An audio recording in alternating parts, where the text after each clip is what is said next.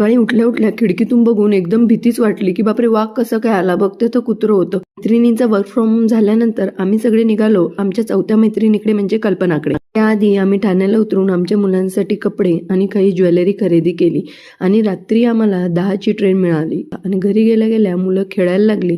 खेळून झाल्यानंतर तिने छान पावभाजीचा बेत केला होता आणि तिने आम्हाला छान ड्रेस असे गिफ्ट केले.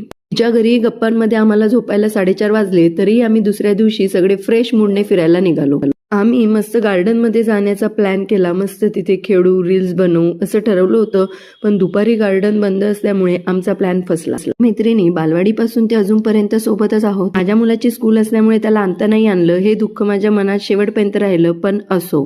गार्डन बंद असल्यामुळे मग आम्ही सिऊडच्या मॉलमध्ये जाण्याचं ठरवलं. माझी फ्रेंड आहे दर्शना, ही दुबईला असते आणि लहानपणापासून आम्हाला जुळ्या बहिणी म्हणून म्हणतात. त्यानंतर मॉलमध्ये जी मजा मस्ती केली ती नेक्स्ट व्लॉगमध्ये